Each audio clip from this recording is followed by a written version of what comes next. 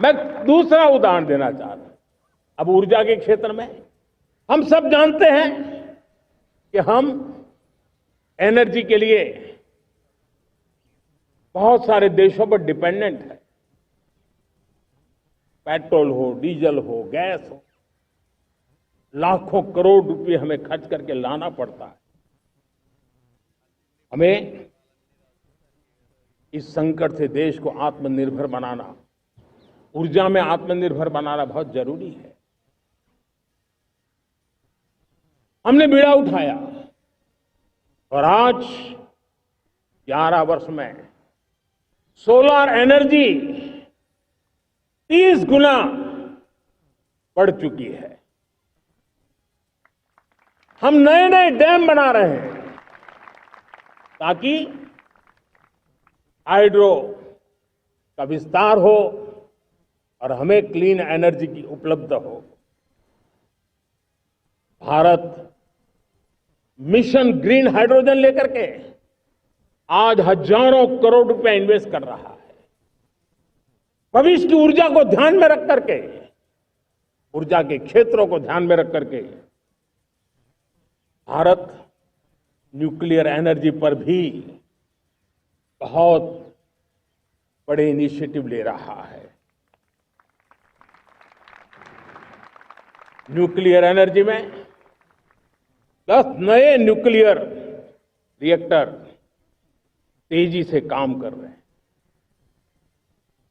2047 तक, जो कि हमने विकसित भारत का लक्ष्य तय किया है, जब देश की आजादी के 100 साल होंगे, हम परमाणु ऊर्जा क्षमता 10 गुना से भी अधिक बढ़ाने का संकल्प लेकर के आगे बढ़ रहे हैं।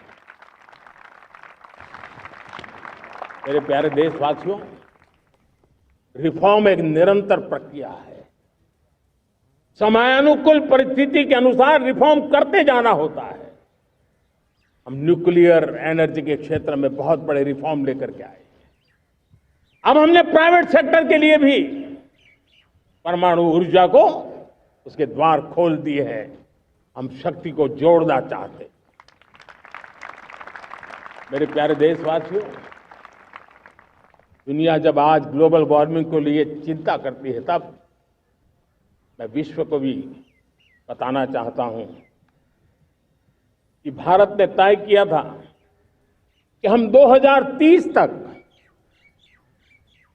क्लीन एनर्जी भारत में 50% पहुंचा देंगे।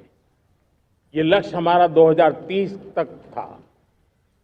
मेरे देशवासियों का सामर्थ्य देखिए, मेरे देशवासियों की संकल्प शक्ति देखिए, मेरे देशवासियों को विकसित भारत बनाने का संकल्प को पूर्ण करने के लिए उनकी दौड़ देखिए।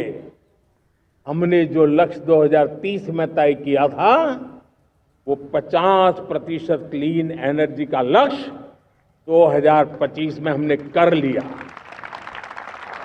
5 साल पहले हमने अचीव कर लिया, क्योंकि विश्व के प्रति भी हम उतने ही संवेदनशील हैं, प्रकृति के प्रति भी उतने ही हम जिम्मेवार लोग हैं। मेरे प्यारे देशवासियों, बजट का बहुत बड़ा हिस्सा ये पेट्रोल, डीजल, गैस, इन सबको लाने के लिए खर्च होता था। लाखों करोड़ रुपए चले जाते थे। अगर हम ऊर्जा में डिपेंडेंट न होते, वो धन मेरे देश के नौजवानों के भविष्य के लिए काम आता। वो धन मेरे देश के गरीबों को गरीबी के खिलाफ लड़ाई लड़ने में काम आता।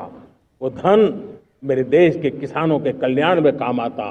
वो धन मेरे देश के गांव की परिस्थिति को पलटने के लिए काम आता। लेकिन हमें विदेशों को देना पड़ रहा है। अब हम आत्मनिर्भर बनने की दिशा में काम कर रहे हैं। देश को विकसित बनाने के लिए हम अब समुद्र मंथन की तरफ भी जा रहे हैं। हमारे समुद्र के मंथन को आगे बढ़ाते हुए हम समुद्र के भीतर के तेल के भंडार, गैस के भंडार उसको खोजने की दिशा में एक मिशन मोड में काम करना चाहते हैं। और इसलिए भारत ने national deep water exploration mission शुरू करने जा रहा है।